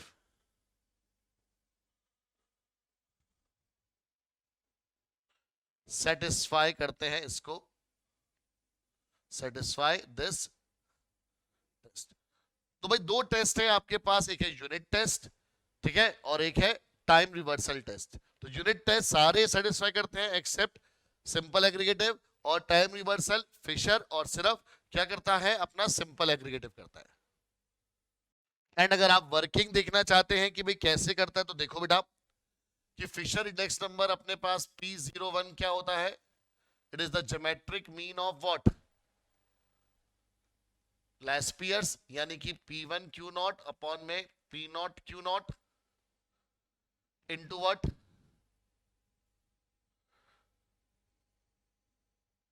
आपके पास जो लैस्पियर्स के बाद पाशीज आ गया क्या जी, P1 Q1 अपॉन में P0 Q1, ठीक है, ये हो गया P01। और अगर मैं P10 करूंगा तो अब क्या होगा कि भाई जहां जहां पर पहले 1 था अब वहां पर 0 आ जाएगा, तो ये हो जाएगा जी P0 Q1, ये हो जाएगा जी P1 Q1, ठीक है जी, इनटू ये हो जाएगा जी P not Q not upon में, सॉरी उल्टा कर दिया क्या हमने, हाँ, ये हो गया जी P नॉट Q नॉट और ये हो गया अपने पास P1 Q नॉट, ये चीज उल्टा कर दी हमने, आने ठीक करा P1 Q नॉट। अब इसको मल्टीप्लाई कर दीजिए, P01 इंटू P10 करेंगे तो जी अंडर रूट में ये आ जाएगा अपने पास, सिंगल रूट हो जाएगा, ठीक है, और ये हो जाएगा समेशन पहले ऊपर वाला P1 Q not upon summation P not Q not into summation P1 Q1 into summation P not Q1। तो ये पहले P01 लिख दिया इंटू, अब ये लिखते हैं summation P not Q1 upon summation P1 Q1 into summation P not Q not upon summation P1 Q not. तो चलिए जी कैलकुलेशन करते हैं, P1 Q नॉट समेशन से P1 Q नॉट गया, P1 Q1 से P1 गया, ये इससे गया, ये इससे गया, तो जी P01 into P10 under root में बचा 1 और under root of 1 is also 1, ठीक है बच्चा लोग। तो ये बेटा अपने पास पूरा इंडेक्स नंबर की थ्योरी होगी, कॉन्सेप्ट हो गए। अब इसके क्वेश्चंस देखते हैं। तो पहला क्वेश्चन आता है कि इंडेक्स नंबर किसके लिए यूज होते हैं, क्या फोरकास्टिंग के लिए यूज होते हैं? हाँ जी, हमने पढ़ा कि भाई इकोनॉमिक आपके पास डिसीजन को, इकोनॉमिक पॉलिसीज को, इकोनॉमिक्स प्लान को भाई आगे बनाने के लिए आपके पास जो आपके पास सिचुएशन है उसको फोरकास्ट करके देते हैं इंडेक्स नंबर। क्या ये यूज करते हैं फिक्स प्राइसेस के लिए? नहीं जी। क्या ये डिफरेंट प्राइसेस के लिए? नहीं जी। क्या कांस्टेंट प्राइसेस के लिए? नहीं जी। तो यानी ऑप्शन ए ही अपने पास करेक्ट है। एक बार चेक जरूर करना है भाई सारे ऑप्शन, कई बार सारे ठीक होते हैं तो ऑल ऑफ दी अबव भी आंसर आ सकता है ना भाई। चलिए, मैंने कहा था इसमें बेटा थ्योरेटिकल क्वेश्चन ज्यादा रहेंगे आपके पास कि which index number is called ideal index number. तो भाई पता है कि आइडियल इंडेक्स नंबर जिसके नाम में ही आइडियल है वो कौन है? फिशर। वो कौन है? Fisher's ideal index number. वो कौन है जी? वो है जी फिशर्स आइडियल इंडेक्स नंबर। ठीक है, तो जो थ्योरेटिकल क्वेश्चन है वो तो आपके सेकंड्स में हो जाएंगे, कुछ कैलकुलेशन वाले क्वेश्चन भी आएंगे, वो भी देखेंगे हम लोग। Which of the following index number satisfy the time reversal test? तो भाई दो टेस्ट हमारे पास टाइम रिवर्सल टेस्ट सेटिस्फाई करते हैं, अभी अभी पढ़ के आए हैं, ताजा ताजा तड़कता भड़कता पढ़ के आए हैं। कौन कौन से? एक अपने पास फिशर आइडियल इंडेक्स नंबर और एक सिंपल एग्रीगेटिव। इसमें से कौन सा है भाई? वो फिशर है, तो टेंशन खत्म, डायरेक्ट क्वेश्चन, ना लेस्पियर ना पार्शिस, फिशर करता है जी। अब देखो कुछ कैलकुलेशन वाला क्वेश्चन है, बड़े ध्यान से समझते हैं क्वेश्चन को। क्वेश्चन कह रहा है कि जी price relative of coal is 125 in 2011 compare to 2010। भाई 2000 के 10 के कंपेयर में कर रहे हैं, तो यानी भाई ये अपना बन गया करंट ईयर, ये बन गया अपने पास बेस ईयर। तो जी करंट ईयर के प्राइस बन गया मेरे पास क्या? P1। तो इफ द कोल कॉस्ट ₹8 पर केजी, अच्छा तो प्राइस रिलेटिव दे रखा है, मतलब ये तो इंडेक्स नंबर दे रखा है अपने को, तो यानी कि ये P01 दे रखा है हमारे को, ठीक है। और द कोल कॉस्ट ₹8 पर केजी इन 2010, तो यानी बेस ईयर का प्राइस, यानी ये अपने को P0 दे रखा है। देन इट्स कॉस्ट इन 2011, यानी कि P1 हमें बताना है। तो भाई एक तो इस तरह से डायरेक्ट क्वेश्चन आ सकता है आपके पास। अब हमारे को इंडेक्स नंबर जो है वो दे रखा है जी 125, जो प्राइस है अपने पास बेस ईयर का वो दे रखा है 8, प्राइस बताना है हमारे को किसका? करंट ईयर का, ठीक है जी। अब हमेशा बेटा जो आपके पास इंडेक्स नंबर कैलकुलेट किया जाता है वो with respect to base year किया जाता है। तो अगर भाई आपके पास इंडेक्स नंबर नहीं, एक तरह से आपको दे रखा है, क्या बोल सकते हैं कि भाई आपके पास, भाई इंडेक्स नंबर ही बोल दीजिए, बट आपके पास उस ईयर का दे रखा है, तो हमारे पास जो बेस ईयर आएगा तो उसको हमने क्या करना है? 100 काउंट करके चलना है, ठीक है। तो भाई हमारे पास इस तरह से बनता है इंडेक्स नंबर कि भाई आपके पास प्राइस रिलेटिव लिखा हुआ है, वैसे एग्जैक्टली इंडेक्स नंबर नहीं, उसकी हेल्प से हम इंडेक्स नंबर बनाएंगे। तो भाई हमारे पास जो प्राइस रिलेटिव है वो 125 है, और तो अगर 125 करंट ईयर का तो यानी बेस ईयर का तो भाई हमेशा 100 लेके चलेंगे। और ये क्या भी अपने पास P1 बाय P0 होता है। ये क्या होता है? P1 by P0। मेथड पढ़ा था ना simple average of price relative, तो जिसमें हमने आइटम ए दिखाता हूं मैं आपको, जिसमें हमने आइटम वाइज किया था। हाँ, यहां पर हमने आइटम वाइज ये जो P1 बाय P0 ये आइटम वाइज हमने P1 बाय P0 इंटू 100 निकाला था, तो ये दे रखा है आपको। तो भाई ये हमारे पास देखो ऊपर अगर प्राइस रिलेटिव मतलब ये आपके पास किसका है, करंट ईयर का, ये किसका है, बेस ईयर का। तो करंट ईयर अपॉन में बेस ईयर आता है, ठीक है, वो आपको आप दे रखा है, ठीक है, प्राइस रिलेटिव किसका दे रखा है, करंट ईयर का, उसको डिवाइड करेंगे तो हमारे पास वो वैल्यू आएगी, ठीक है। तो P1 बाय P0 कितना हो गया, 125 बाय 100, क्योंकि भाई अगर प्राइस रिलेटिव आपके पास करंट ईयर का 125 है तो यानी बेस ईयर का वो 100 ही माना जाएगा। अब P1 नहीं पता, P0 यानी बेस ईयर का दे रखा है 8, अब इसको कैलकुलेट कर लो, कितना आ जाएगा बेटा, P1 आ जाएगा आपके पास 125 इंटू 8 अपॉन में 100, तो जी 25 5 जा, 25 4 जा, 4 1 जा, 4 2 जा, तो ये आ गया जी ₹10। तो यानी प्राइस कितना हो गया आपके पास, ₹10 पर केजी, ठीक है जी। चलिए आगे बढ़ते हैं। तो यानी ऑप्शन सी करेक्ट है अपने पास इस क्वेश्चन में। कि Laspeyres index number weight is considered as, भाई लेस्पियर इंडेक्स नंबर में वेट क्या होते हैं, बहुत ही सिंपल बात है कि जो क्वांटिटी होती है अपने पास बेस ईयर की, लेस्पियर्स पूछा है तो जी क्वांटिटी होगी अपने पास बेस ईयर की, वो वेट्स होंगी। पाशीज होता तो जो क्वांटिटी होती है अपनी करंट ईयर की, वो वेट होता। मार्शल एजवर्थ होता तो जो अर्थमेटिक मीन आता हमारे पास, एवरेज आती किसकी, quantity of base year and current year, उसको हम लोग वेट लेके चलते। तो in Laspeyres index number is equal to 160, Paasche index number equal to 90, then Fisher index number, भाई बहुत सिंपल, तो जी फिशर इंडेक्स नंबर हमारे पास किसके बराबर होता है, under root of Laspeyres into पाशीज, मतलब geometric mean of Laspeyres and पाशीज। तो भाई डायरेक्ट क्वेश्चन है बिल्कुल। लेस्पियर इंडेक्स नंबर है जी 160, पाशीज है जी 90, तो 16 9 का कितना होता है 144, है ना, और ये 0 0, सॉरी, उसको 144 इंटू 100 लिख दीजिए, 144 का अंडर रूट हो गया 12, 100 का अंडर रूट हो गया 10, तो यानी फिशर आपके पास इंडेक्स नंबर कितना आ गया 120, कितना आ गया जी 120, ठीक है बच्चा, direct question. Next second, Paasche's index number weight is considered as, अभी हमने बात नहीं करी है कि अगर लेस्पियर का क्वेश्चन आ गया तो पाशीज का भी आ सकता है, तो लो जी आ गया, ऐसी मार्शल एजवर्थ का भी आ सकता है। तो जी क्वांटिटी ऑफ जो करंट ईयर है वो वेट्स बनते हैं हमारे पास पाशीज के अंदर, ठीक है, बिल्कुल डायरेक्ट क्वेश्चन। जो थ्योरेटिकल क्वेश्चन आएंगे बेटा, मैं बार बार बोल रहा हूँ इस चैप्टर से बहुत डायरेक्ट आएंगे। देन क्या है कि मार्शल एजवर्थ, जो इसी की कमी थी, ये भी आ गया कि भाई मार्शल एजवर्थ इंडेक्स नंबर में वेट क्या होते हैं, तो it is the arithmetic mean of क्या, quantities of base year and current year. तो यानी ऑप्शन सी मेरे पास एब्सोल्युटली करेक्ट। तो अब तो आप देखते ही बता सकते हो आराम से। नेक्स्ट एक और बेटा कैलकुलेशन बेस्ड क्वेश्चन आप देखेंगे कि सीयूईटी में भी भाई या तो थ्योरेटिकल क्वेश्चन आया या ऐसे ही क्वेश्चन आया हुआ है कि भाई price relative of sugar is 110, ठीक है, तो यानी कि भाई अगर 2002 है वो हमारे पास करंट ईयर है, तो उसका प्राइस जिसको 110 है, तो जी जो बेस ईयर होगा 2001 का, उसका प्राइस रिलेटिव 100 होगा। और ये कितना दे रखा है कि शुगर कॉस्ट ₹16.50 पर केजी इन 2002, तो भाई इस बार यानी P1 दे रखा है हमारे को 16.50, और हमें क्या फाइंड आउट करना है, P0, ठीक है, हमें क्या फाइंड आउट करना है, P0। अब तो यार डायरेक्ट है, देखो 0 से 0 गया तो ये बचा 11, इसको क्रॉस मल्टीप्लाई कर दीजिए, तो P0 आ जाएगा 16.50 इंटू 10 अपॉन में 11, डेसिमल हटाया इंटू 100 करा, दोनों जीरो को बाय बाय करा, 11 1 जा, 11 1 जा और 5 बच गया, तो 11 5 जा, तो P0 कितना आ गया 15, तो यानी कि ऑप्शन ए अपना करेक्ट है, ठीक है बच्चे।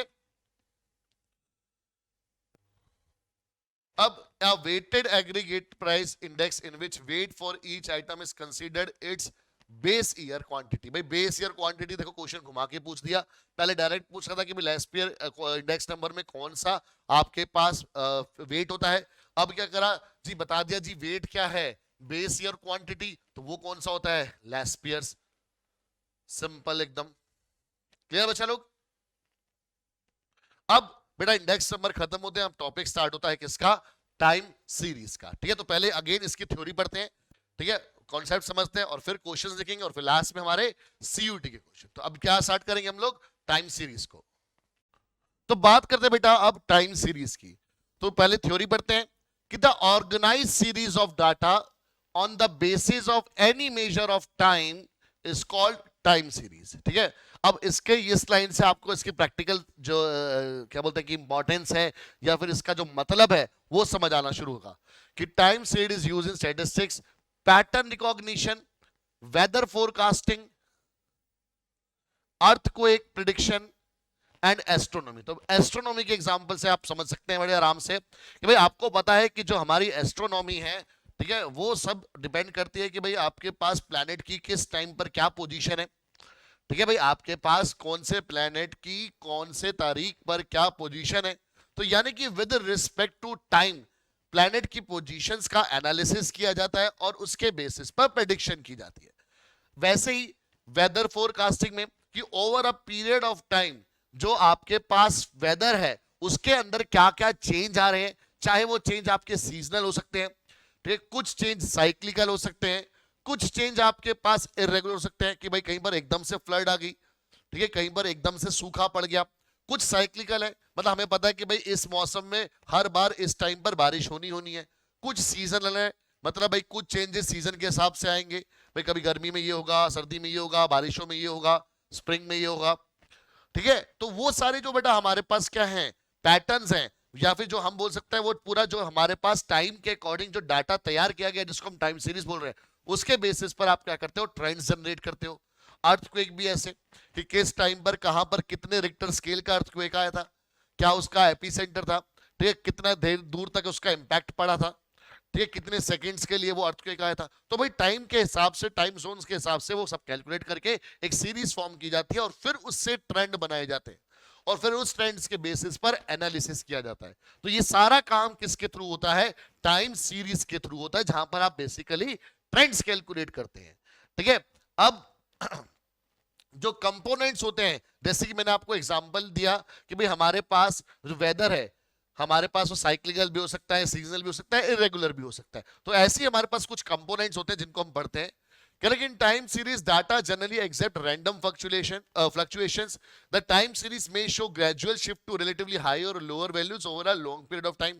भाई जैसे कहीं पर एकदम से बाढ़ आ गई, ठीक है, कभी उसी जगह पर सूखा, जैसे आजकल राजस्थान में आप देख रहे हैं भाई कितनी बाढ़ आ रही है, ये बेमौसम बारिश हो रही है। ठीक है, पहाड़ों में इस बार कितना नुकसान हुआ है, ठीक है भाई, फ्लड वगैरह की वजह से, लैंडस्लाइड्स की वजह से। तो भाई ये क्या है हमारे पास, over a period of time जो नेचर के साथ छेड़छाड़ हुई है किसी ना किसी रूप में, उसका इंपैक्ट आ रहा है।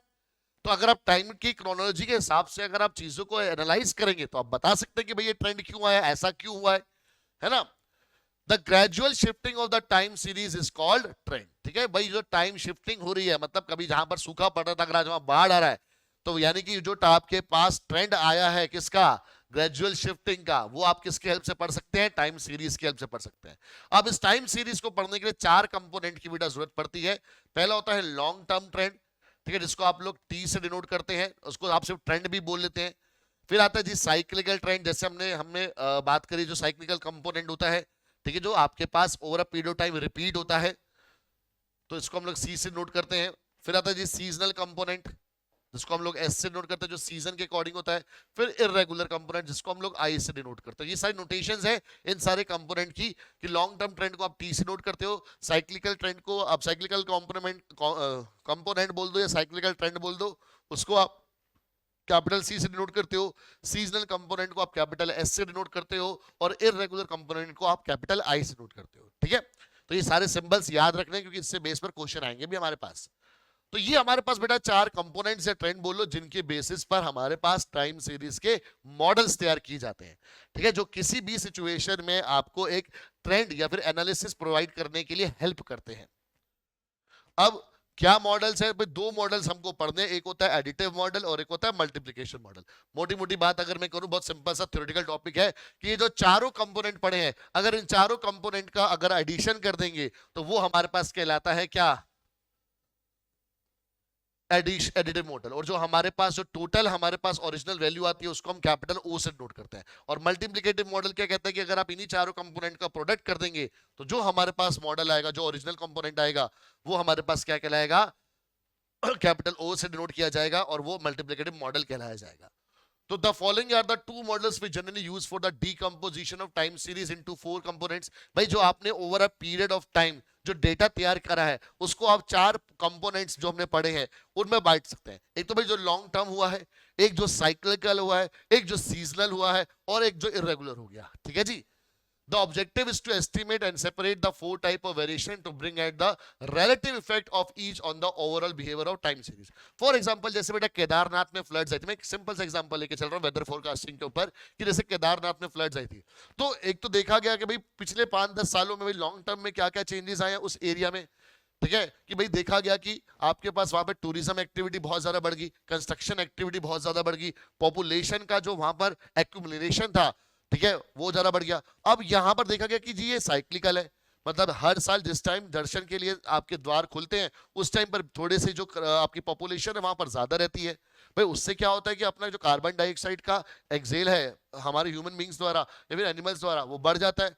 और वो आपको पता है कि अगर बेटा कार्बन डाइऑक्साइड की वैल्यू एक पर्टिकुलर एरिया में बढ़ रही है तो वहां के वो बर्फबारी से भी छेड़छाड़ करेगी। फिर एक देखा गया कि भाई इरेगुलर कंपोनेंट का अगर बात की जाए कि वहां पर एक नाला बना हुआ था ऊपर पहाड़ी पर जहां से वो टूट के जो पानी आया था, ठीक है, या फिर कभी ग्लेशियर फटता है तो उसके जो नीचे की जो जमीन है वो एकदम से कहीं सपोज करो क्रैक आ गया वहां पर, या फिर over a period of time वो थोड़ी थोड़ी थोड़ी टूट रही है। तो ये सारे सारे फैक्टर से देखा गया फिर क्या एक दूसरे का इफेक्ट है। तो भाई टाइम सीरीज आपके पास हेल्प करती है इस तरह के एनालिसिस के लिए, और फिर स्टैटिस्टिक्स में, फिर एस्ट्रोनॉमी में, अर्थक्वेक प्रेडिक्शन में बहुत जगह ये आपकी यूज होती है। अब ट्रेंड एनालिसिस कैसे करते हैं इसका, तो trend analysis usually refers to the techniques for extracting an underlying pattern in time series. तो भाई क्या पैटर्न छुपा हुआ था उसको एक्सट्रैक्ट करने के लिए जो एनालिसिस किया जाता है उसको बोला जाता है trend analysis. It can be used to make and justify statements about tendencies in the time series data. The trend can be linear or non-linear, ठीक है, बट हमारे पास जो हम पढ़ेंगे वो ट्रेंड पढ़ेंगे लीनियर वाला ही पढ़ेंगे। और there are various methods for trends, like भाई एक हम मेथड पढ़ते हैं मेथड ऑफ मूविंग एवरेजेस और एक मेथड ऑफ लीस्ट स्क्वायर। ये दोनों ही जो हमारे मेथड हैं, ये दोनों ही जो हमारे मेथड हैं फॉर लीनियर ट्रेंड्स हैं हमारे पास, फॉर लीनियर ट्रेंड्स हैं, क्योंकि इसमें हम लोग क्या करते हैं कि भाई अपना जो डाटा है उसको लीनियरली रिप्रेजेंट करते हैं ग्राफ पर लाइंस के थ्रू। तो भाई लाइन है तो मतलब वो लीनियर ही हो जाएगा। और दो मेथड है जो आप सीबीएसई में पूरी डिटेल में पढ़ते हैं, यहाँ पर बस मैं आपको मेथड ऑफ मूविंग एवरेज के बारे में बताऊंगा क्योंकि वही आपके पास अगर क्वेश्चन की फॉर्म में सीयूटी में आ सकता है मल्टीपल चॉइस में। मेथड ऑफ लीस्ट करके तो भाई बड़ा सा जैसे आप स्टैटिस्टिक्स में करते हो ना भाई, पूरा टेबल बनाना है, फिर उसमें डाटा फिल करना है, फिर उसके बेसिस पे ग्राफ तैयार करना है, तो वो वाला पार्ट आता है। बट उसमें हाँ जो थ्योरेटिकल पोर्शन है वो हम लोग डिस्कस करेंगे। तो भाई मेथड ऑफ मूविंग एवरेज में आपके पास एक क्वेश्चन के थ्रू आपको समझाऊंगा कैसे कैलकुलेट किया जाता है। मेथड ऑफ लीस्ट स्क्वेयर्स में बस आप यही याद रखिए कि जैसे आप स्टैटिस्टिक्स के अंदर हमारे पास वेरिएंस निकालने के लिए xi माइनस x बार का होल स्क्वायर करते हैं ना, तो वहां पर हमारे पास यहाँ पर क्या है कि भाई ये आपके पास उसी तरह से ही है, ठीक है। तो इसमें दो बातें ध्यान रखनी होती है कि जो आपके पास सम ऑफ डेविएशंस आता है वो आपके पास हमेशा किसके इक्वल आता है, जीरो के। जो आपके पास सम ऑफ डेविएशंस बोल दीजिए या फिर सम ऑफ रेसिडुअल्स बोल दीजिए या फिर सम ऑफ आप एरर्स बोल दीजिए, वो हमेशा कितना आता है, कि डेविएशन का मतलब भी क्या हुआ कि भाई जो ओरिजिनल आपके पास डाटा है वो एवरेज डाटा से कितना आपके पास डेविएट कर रहा है। फॉर एग्जांपल जैसे मैं अगर मीन की बात करूं कि भाई आपका सपोज करो भाई आपका 100 नंबर का पेपर था, 100 मार्क्स का आपका पेपर था, ठीक है, एक सब्जेक्ट में आपके पास आए, सब्जेक्ट 1 में कितने आए आपके पास, सपोज करो 80 मार्क्स आए, सब्जेक्ट 2 में कितने आए आपके पास 50 मार्क्स आए, सब्जेक्ट 3 में कितने आए आपके पास 70 मार्क्स आए, ठीक है। तो और आपके पास सब्जेक्ट 4 में कितने आ गए जी, टोटल आपके पास 100 मार्क्स आ गए, ठीक है। और सब्जेक्ट 5 में सपोज करो फिर आपके 50 मार्क्स आए। तो अगर मैं टोटल करूंगा जी आपके पांचों सब्जेक्ट का तो कितना आ जाएगा, 80 और 50 130 और 70 200 300 350। तो यानी कि अगर जो आपकी एवरेज बनेगी, जो आपकी एवरेज बनी वो एवरेज कितनी बनी हमारे पास, कितना था जी ये 200 300 350, तो यानी 70 मार्क्स की आपकी एवरेज बनी। तो यानी कि भाई जो आपके पास फर्स्ट सब्जेक्ट है वो आपकी एवरेज से +10 ज्यादा है, सेकंड सब्जेक्ट -20 आया, थर्ड सब्जेक्ट बराबर है, तो यानी डेविएशन 0 होगी, ठीक है। ये आपकी डेविएशन है कि आपका जो एक्चुअल में मार्क्स है वो आपकी एवरेज से कितना डेविएट कर रहे हैं। फिर 100 वाले में जो डेविएशन है जी वो 30 होगी, इसमें आपके पास -20 होगी। तो अगर आप टोटल करेंगे इसका तो कितना आएगा, हमेशा 0। तो यानी जो सम ऑफ डेविएशन है वो हमेशा किसके बराबर आती है, 0 के बराबर आती है। तो पहली बात इसमें ये याद रखनी है थ्योरेटिकल पॉइंट ऑफ व्यू से। दूसरी बात कि जो सम ऑफ स्क्वायर्स है हमारे पास, किसका, रेसिड्यूअल बोल दीजिए, डेविएशन बोल दीजिए या फिर एरर्स बोल दीजिए, एक ही बात है, वो क्या होता है, हमेशा मिनिमम होता है, ठीक है, वो हमेशा क्या होता है हमारे पास मिनिमम। जो आपके पास सम ऑफ डेविएशंस क्या आएगा, जो उसके अंदर जो शिफ्ट आएगा वो मिनिमम आएगा, बट सिर्फ sum of squares of deviation minimum आएगा, सम ऑफ डेविएशन हमेशा क्या आएगा, जीरो। ठीक है जी, एक एग्जांपल से भी समझ लिया। अब बेटा इसमें हम लोग क्वेश्चन की फॉर्म में देखते हैं कि भाई मूविंग एवरेज कैसे कैलकुलेट करते हैं। आप सीबीएसई में इसको बहुत डिटेल में पढ़ते हैं, बट सीईटी के पॉइंट ऑफ व्यू से इतना डिटेल में यहाँ पर नहीं है। कि जैसे अगर आपके पास ये नंबर ऑफ ऑब्जर्वेशंस ऑड है 15, 24, 18, 33, 42, तो इसमें आपने क्या करना है, पहले डाटा को इस तरह से अरेंज कर लीजिए 15, 24, 18, 33 और 42। ठीक है, इस तरह से आपने अरेंज कर लिया। अब आपको क्या करनी है, पेयरिंग करनी है। ठीक है, अब आपको क्या करना है, पेयरिंग करनी है। पेयरिंग किसके हिसाब से, जितने आपके ईयर की मूविंग एवरेज पूछी है। तो अभी 3 इयर्स की मूविंग एवरेज पूछी है आपसे, तो क्या करो जी, 3 की पेयरिंग करेंगे। फिर इन तीनों का एवरेज का मतलब क्या होता है, सम ऑफ ऑब्जर्वेशन, यानी 15 प्लस 24 प्लस 18, और फिर number of observation divide by 3 कर दीजिए। कितना आ गया, 8 और 4 12 और 5 17, एक और एक 2, 2 4 और एक 5, तो 57/3। तो यानी जो फर्स्ट मूविंग एवरेज आई है हमारे पास वो कितनी आई है 19। ठीक है, 3 ईयर के हिसाब से। फिर क्या करेंगे हम लोग, नेक्स्ट 3 की पेयरिंग कर देंगे। अब इसकी एवरेज निकाली जाएगी, यानी कि 24 plus 18 plus 33, number of observation 3 है, तो कितना आ जाएगा, 8 और 3 11, 11 और 4 15, 2 और 1 3 और 1 4 और 3 7, 75/3। तो ये कितना आ गया जी 25, तो 19 25। फिर आप नेक्स्ट 3 की पेयरिंग करेंगे। अब इसकी एवरेज निकालेंगे, तो इनका सम 18 प्लस 33 प्लस 42 अपॉन में 3, तो 3 2 5 और 8 5 13, 4 और 1 5 और 3 8 और 1 9, तो ये आ गया जी 31। ठीक है जी, तो 19 25 31 ये हमारी 3 ईयर मूविंग एवरेज आई। तो उसके हिसाब से जो ऑप्शन बी है हमारे पास वो बिल्कुल क्या आ जाता है, करेक्ट आ जाता है। तो option B is absolutely correct. ठीक है, तो जब इस तरह से 3 ईयर पूछी जाती है, 5 ईयर पूछेगा तो भाई 5 के पेयर बना के आप चलेंगे। 4 ईयर में जो इवन होता है उसमें भी इस तरह से करते हैं, बट उसमें हमारे को एक बार दोबारा एवरेज लेनी होती है। क्लियर, बट वो सीबीएसई के पॉइंट ऑफ व्यू से इंपॉर्टेंट है। यहां पर हमारे पास इस तरह से आपने सीखना है कि भाई मूविंग ईयर एवरेज जो होती है वो कैसे की जाती है। फिर the rise in price before Diwali, भाई हर साल अगर किसी आइटम के प्राइस जो है वो बढ़ रहे हैं दिवाली से पहले, तो वो कौन सा ट्रेंड होगा, वो कौन सा कंपोनेंट बोलोगे आप, कि क्या वो आपके पास सीजनल है, क्या वो आपके पास साइक्लिकल है, क्या वो लॉन्ग टर्म है, क्या वो आपके पास इरेगुलर है। ठीक है, क्या वो आपके पास इरेगुलर है। भाई अब दिवाली तो है, आपको पता है कि हर साल सीजनल होती है। भाई कभी अक्टूबर में आती है, कभी आपके पास नवंबर में आती है, तो सीजन रहता है आपके पास। ठीक है, साइक्लिकल तब आता है जब आपके पास सेम टाइम के बाद रिपीटिशन हो किसी चीज की, सेम टाइम। तो यहां पर क्योंकि वेरिएशन चल सकती है, तो सीजन के अकॉर्डिंग आती है कि जो आपके पास दिवाली है वो एक सीजनल आपके पास क्या है, ट्रेंड है। तो इसलिए अपना आंसर क्या हो जाएगा, ऑप्शन ए। ठीक है, इरेगुलर तो है नहीं भाई, इस साल दिवाली होगी अगले 2 साल नहीं होगी, ऐसा तो नहीं है। ठीक है, लॉन्ग टर्म में नहीं है कि हाँ जी 10 साल में एक बार दिवाली आएगी, जैसे कुंभ का मेला होता है 12 साल में एक बार आता है, वैसा तो नहीं है ना। With a line of best fit is a line from which the sum of deviation, तो मेथड ऑफ लीस्ट स्क्वायर में जब आप ट्रेंड बनाते हैं तो जो सम ऑफ डेविएशन होता है वो अभी हमने बात करी हमेशा किसके बराबर होता है बेटा, 0 के बराबर होता है। तो जो सम ऑफ डेविएशन हमेशा ही किसके बराबर होता है, 0 के बराबर होता है। ठीक है जी, फिर irregular variations in a time series are caused by, भाई इरेगुलर वेरिएशंस किसकी वजह से हो सकती है, क्या लॉक आउट एंड स्ट्राइक की वजह से। भाई किसी कंपनी में लॉकआउट हो गया, स्ट्राइक होगी, भाई मजदूर बैठ गए, आपने पिक्चरों में पुरानी देखा होगा, मजदूर बैठ गए, हमारी मांगे पूरी करो, हम यहां पर कोई काम नहीं करने देंगे। फिर एक वो मजदूर का यूनियन का लीडर आता था, फिर वो अपनी डिमांड रखता था, पिक्चर देखी होंगी आपने, है ना।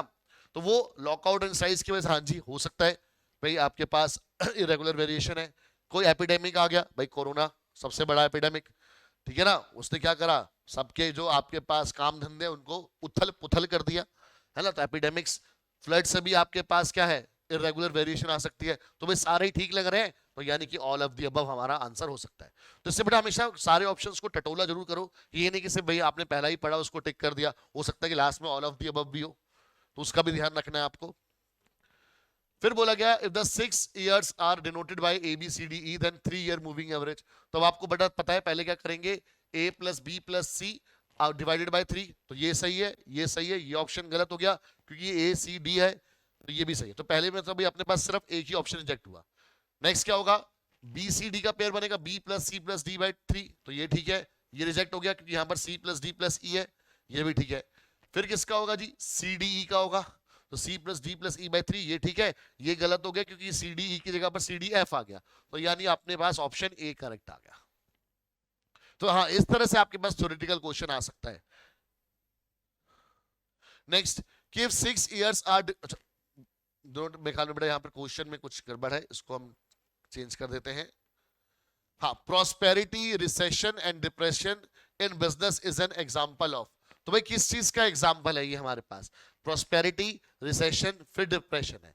प्रॉस्पेरिटी है, फिर रिसेशन है, फिर क्या है, डिप्रेशन। पहले भाई तरक्की करी, फिर थोड़ी सी मंदी आई, फिर एकदम धंधा चौपट हो गया।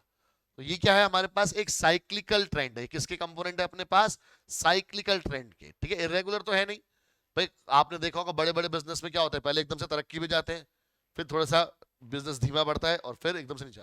नोकिया एक टाइम पे बिल्कुल प्रोस्पेरिटी में था, तो जैसे जैसे भाई नोकिया के अपने पास फोन्स की डेवलपमेंट होने लगी, बट उसके साथ साथ जैसे सैमसंग ने तरक्की करी, फिर जब एप्पल आने लगा तो काम थोड़ा सा काम होने लगा। आज की डेट में क्या है, डिप्रेशन खत्म हो चुका है। ऑलरेडी नोकिया कंपनी एग्जिस्ट करती है अभी भी, अपने ब्रांड्स की अपने फोन्स वगैरह बना रही है, बट वो पॉपुलैरिटी नहीं है जो पहले थी एक उसकी, ठीक है। जैसे लैंडलाइन फोन ले लीजिए, तो लैंडलाइन फोन्स का जो फोन है, तो भाई किसी किसी के घरों में अगर आप अपने पेरेंट्स से बात करेंगे तो आपको पता चलेगा, पर जिसके घर में अगर लैंडलाइन फोन है भाई, उसको तो भाई बड़ा मोहल्ले का बहुत ही क्या कहते हैं कि रुतबे वाला आदमी माना जाता था, बहुत पैसे वाला आदमी माना जाता था वो, भाई उसके घर में लैंडलाइन फोन है, टीवी है उसके घर में। फिर क्या हुआ जी, एक तरह से जब मोबाइल्स वगैरह आने शुरू हुए तो जी लैंडलाइन का चलन खत्म होने लग गया, कॉर्डलेस वगैरह आने शुरू हो गए थे।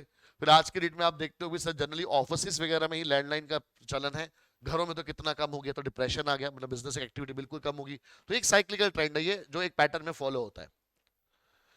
फिर कह रहे कि how many components of time series data है, तो हमने पता करा है भाई 4 कंपोनेंट होते हैं, कौन कौन से, ठीक है। अपने पास टी यानी कि जो लॉन्ग टर्म ट्रेंड हो गया, टी जो हमारे पास लॉन्ग टर्म ट्रेंड हो गया, एक कंपोनेंट ये होता है। देन सी जो एक अपने पास साइक्लिकल ट्रेंड होता है, ठीक है। फिर एस जो एक सीजनल ट्रेंड होता है, और जब सीजनल ट्रेंड बोल लीजिए या फिर कंपोनेंट बोल लीजिए, ठीक है, साइक्लिकल कंपोनेंट, सीजनल कंपोनेंट, और लास्ट क्या था, आई इरेगुलर कंपोनेंट। तो भाई टोटल ये अपने पास 4 कंपोनेंट होते हैं, तो आंसर इज 4। क्लियर। फिर जो ग्राफ होता है टाइम सीरीज का, वो एक स्ट्रेट लाइन होती है। अब स्ट्रेट लाइन क्यों होती है, क्योंकि हम बोल रहे हैं कि वो एक लीनियर ट्रेंड होता है, ठीक है। हमारे लेवल पे जो हम पढ़ रहे हैं वो क्या पढ़ रहे हैं, एक लीनियर ट्रेंड होता है। तो लीनियर ट्रेंड का मतलब क्या हुआ कि वो आपके पास एक स्ट्रेट लाइन रिप्रेजेंट करेगा। Moving average method is use for measurement of trend when the trend is linear, क्योंकि हमने भाई पढ़ना ही लीनियर के लिए, हमारे लेवल पर है ही लीनियर।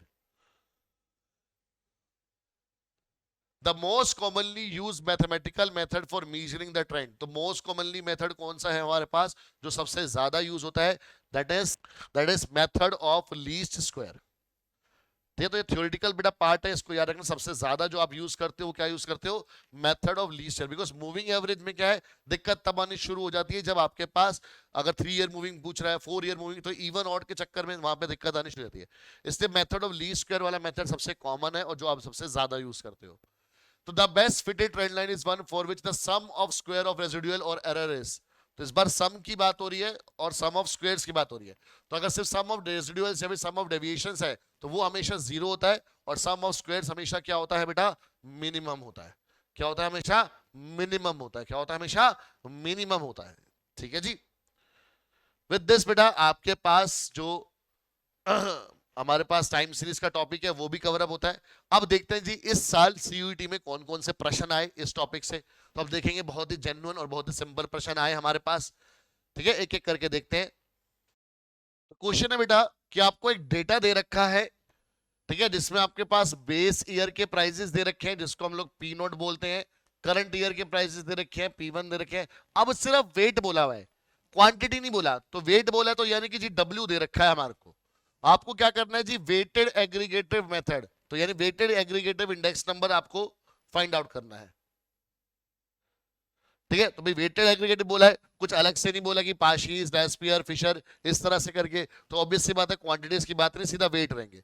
तो यार फॉर्मूला आपको याद होना चाहिए कि जो PO1 का हमारे पास फॉर्मूला है that is summation P1 into W upon summation P0 into W और इंटू में 100, ये हमारे पास फॉर्मूला हो जाता है किसका, इंडेक्स नंबर कैलकुलेट करने का। तो जल्दी से टेबल बनाते हैं पहले P1W का। तो जी P1W का मतलब इन दोनों को मल्टीप्लाई कर लो, 60 इंटू 5 300, 25 इंटू 7 175, 40 इंटू 4 160, इसका टोटल कर देते हैं जी 5, 7 और 6 13, 3 और 1 4 और 2 6, तो जी 635 आ गया। फिर P0W देख लेते हैं, यानी कि इसको इससे मल्टीप्लाई कर देते हैं, तो जी ये हो गया 250, ये हो गया जी 140 और ये हो गया जी 120। तो 0 5 4 9 और 2 11, 2 और 1 3 और 1 4 और 1 5, तो ये आ रहा भाई। तो जरा कैलकुलेट करके देखें तो ये कितना आएगा अपने पास, 635 ऊपर 510 नीचे इंटू 100, तो 0 से 0 गया, तो यानी 6350 अपॉन 51।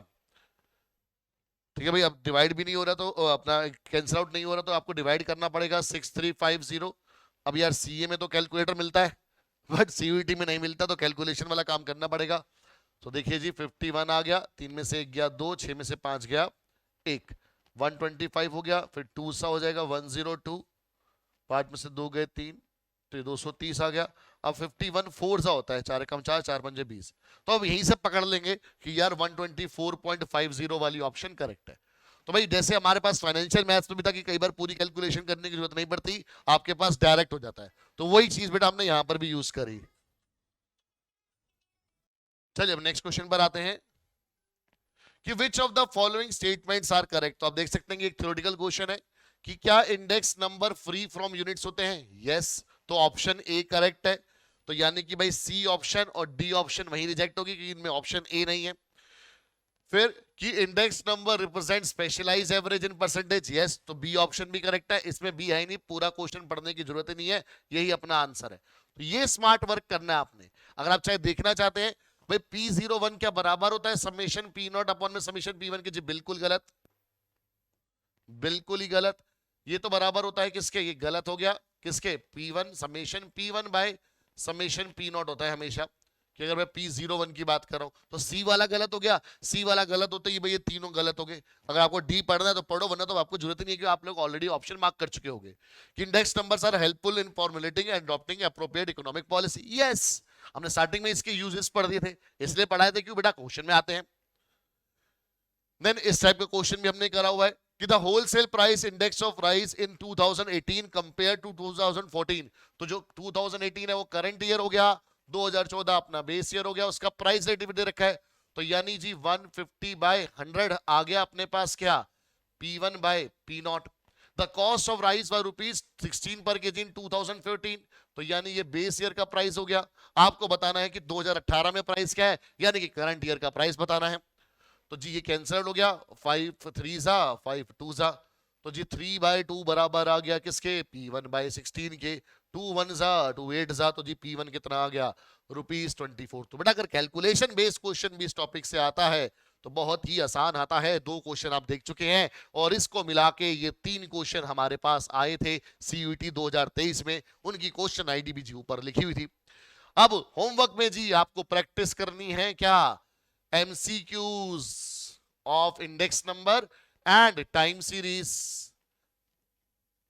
अच्छे से बेटा इसकी प्रैक्टिस कीजिए, कोई डाउट आए तो बेटा कमेंट बॉक्स का इस्तेमाल कीजिए और आपके डाउट्स को जरूर क्लियर किया जाएगा।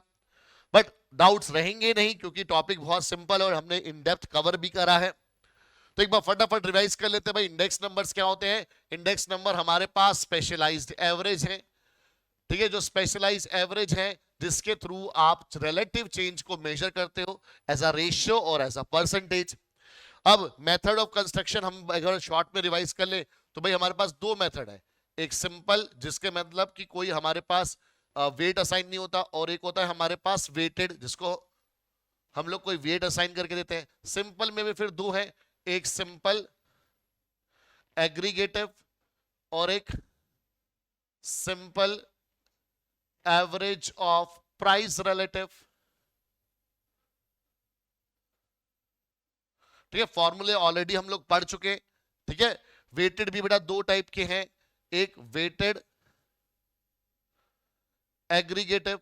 अब वेटेड एग्रीगेटिव में हम लोग वेट्स असाइन करते हैं। अब ये भी हमारे पास चार टाइप के हैं। पहला कौन सा है, लेस्पियर्स, ठीक है, जिसमें क्वांटिटीज ऑफ बेस ईयर को वेट्स लिया जाता है। फिर पाशीज, जिसमें क्वांटिटीज ऑफ करंट ईयर को बेस लिया जाता है। फिर Fisher index, Fisher's ideal index number, जो कि ज्योमेट्रिक मीन होता है लेस्पियर्स और पाशीज का। फिर मार्शल एजवर्थ इंडेक्स नंबर, जो हमारे पास क्वांटिटीज देता है बेस ईयर और एवरेज करंट ईयर की एवरेज को एज अ वेट्स एजवर्थ। और इसी में दूसरा क्या है बेटा कि weighted average of price relative. तो भाई ये सारे हमने पढ़े हैं डिटेल के अंदर फॉर्मूला वाइज, ठीक है जी। फिर हमने टाइम सीरीज पढ़ी कि टाइम सीरीज क्या होती है।